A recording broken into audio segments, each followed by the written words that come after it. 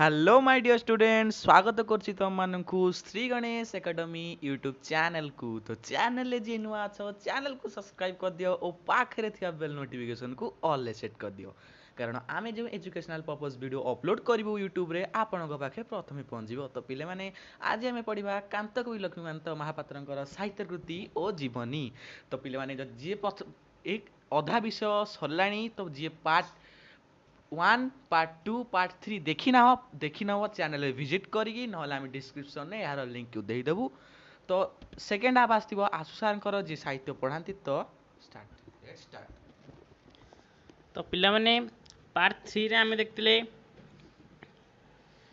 Part 3 रे आमे असहयोगीर आत्मकथा भली हास्य व्यंग और विद्रूप धर्मी गद्य रचना कणा मामू भली जातीयतावादी संग्रामी गढ़ु गढ़ु असंपूर्ण रही जाइथिबा एक विचित्र उपन्यास लक्ष्मीकांत लेखनीर मोहनीय साहित्यकृति ना कणा मामू होछि असंपूर्ण रही जाइथिबा एक विचित्र उपन्यास कहार ना लक्ष्मीकांत महापात्रंकर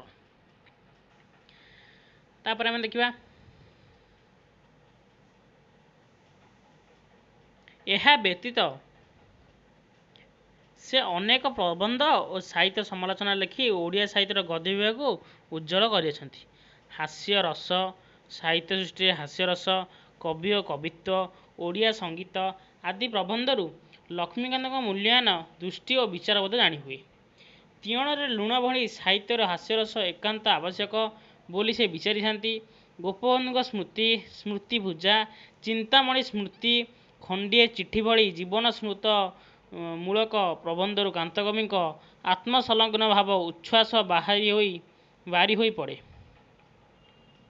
निवृत्त निशीथ रोगशज्या जीवंत मरण प्रबंध लेखक अंगे निभाई कथार कलात्मक प्रकाश निज जीवनर अवस्था विशेषर स्मृति तांको रचित बाल्य स्मृति शैशव स्मृति कैशोर स्वप्न यौवन पथी आदि रे रूपायित ओके तापरे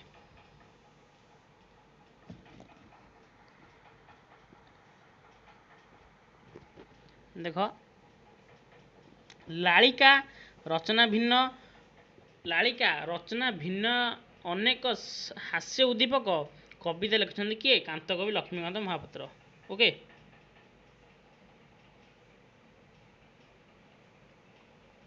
तन्मध्यरे अलणा पुराण जुगर मजा बिड़ी महिमा शोक गीत गांधी गोल कविता स्मरण योग्य कविवर राधानाथ राय विरचित चिलिका रीति लक्ष्मीकांत लिखिଛନ୍ତି बैतरणी कल्लोल और विविध कविता संकलन तांकर अनेक कविता संकलित सेगुड़िक मध्य श्मशान राधानाथ श्मशान मधुसूदन महाप्रयाण आषाढ़ प्रथम दिवसे वर्षा संगीत शिशु शिशुर भाष शिशुर हस मो संगीत जुगावतार आदि कविता प्रमुख महात्मा गांधी को कवि जुगावतार भाव में परिकल्पना करछंती जुगावतार कवितारे के कवितारे जुगावतार कवितारे क्या ना महात्मा गांधी कवि कांतकवि लक्ष्मीकांत महापात्र महात्मा गांधी को कवि जुगावतार भाव में परिकल्पना करछंती के कवितारे जुगावतार कवितारे तांको रचित आध्यात्म्यवादी गीत गुड़िकर संकलन हेउची किए जीवन संगीत ओके जीवन संगीत कांतकवि रचनावली मध्य यही पुस्तकटी भिन्न धरणर स्वर थिबा गीतावली ताल नाम उल्लेख पूर्वक गीत गुड़िक संकलित ओके तापर आम देखिबा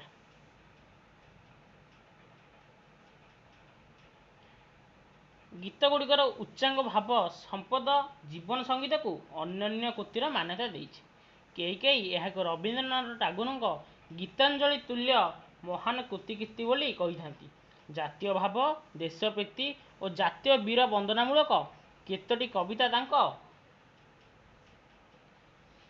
तांको जातीय संगीत कविता संकलन स्थान पाई कहार ना कांतकवि लक्ष्मीकांत महापात्र ओके तापर हम देखा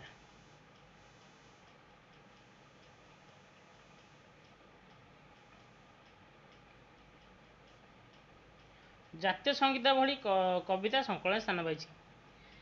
କାହାର କହିଲ? ସେଟା କାନ୍ତକବି ଲକ୍ଷ୍ମୀକାନ୍ତ ମହାପାତ୍ରଙ୍କର। ପୂର୍ବରୁ ପ୍ରକାଶ ପାଇଥିବା ତାଙ୍କ ଦୁନ୍ଦୁଭି କବିତା ସଂକଳନରେ ସ୍ଥାନିତ ବନ୍ଦେ ଉତ୍କଳ ଜନନୀ ଜାତୀୟ ସଙ୍ଗୀତ ସଂକଳନଭୁକ୍ତ ହୋଇଅଛି। ଓଡ଼ିଶା ସରକାରଙ୍କ ତରଫରୁ ବନ୍ଦେ ଉତ୍କଳ ଜନନୀ ସମ୍ପ୍ରତି ରାଜ୍ୟ ସଙ୍ଗୀତର ମାନ୍ୟତା ଲାଭ କରିଛି।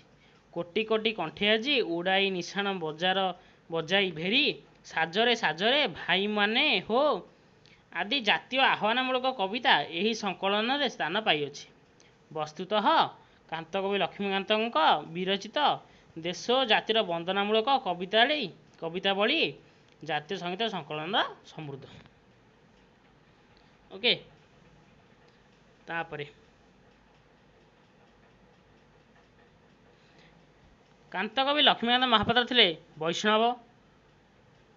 କିଏ ଥିଲେ? କାନ୍ତକବି ଲକ୍ଷ୍ମୀକାନ୍ତ କେଉଁ ଧର୍ମାବଲମ୍ବୀ ଥିଲେ? ନା ବୈଷ୍ଣବ ଧର୍ମ ଥିଲେ।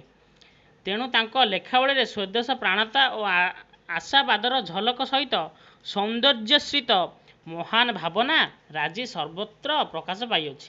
ଆଧ୍ୟାତ୍ମିକ ଉଚ୍ଚାଙ୍ଗ ଭାବ ବେଳେବେଳେ ତାଙ୍କ ସୃଷ୍ଟିକୁ ଅନନ୍ୟ କରିଅଛି। ଅଧିକାଂଶ ରଚନା ଆବେଦନରେ ପାଠକକୁ ହାସ୍ୟ ମାଧ୍ୟମରେ ସୁଖାନୁଭବ ଦେଇଛି।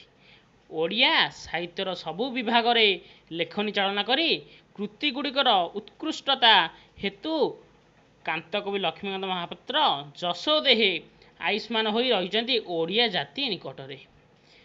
ଏଭଳି ଜଣେ ମହାପୁରୁଷଙ୍କ ଜୀବନୀ ଓ ସାହିତ୍ୟକୃତି ଓଡ଼ିଶାବାସୀଙ୍କୁ ନୂତନ ଦିଗ୍ଦର୍ଶନ ଓ ପ୍ରେରଣା ଦେଇ ଆସୁଥିବାରୁ ତାଙ୍କ କୃତିତ୍ୱ ଓଡ଼ିଆ ପାଠକମାନଙ୍କ ନିକଟରେ ଆଦରଣୀୟ ହୋଇଛି ଏବଂ ଚିରକାଳ ଗ୍ରହଣୀୟ ହୋଇ ମଧ୍ୟ ରହିବ। ଓକେ, ତ ବିଷୟଟି ଏବେ ସରିଯାଇଛି। ନେକ୍ସଟ ଭିଡ଼ିଓରେ ମୁଁ ଆଉ ଏକ ବିଷୟ ନେଇକି ଆସିବି, ଦଶମ ଶ୍ରେଣୀ ସାହିତ୍ୟର। ଧନ୍ୟବାଦ। ଜୟ ଜଗନ୍ନାଥ। मुदाकरात्तिमोदकं सदा विमुक्तिसाधकं कलाधरावतं सकं क्रीडाशिलोकरक्षकं गदायकैकदायकं विनाशितैरुदैक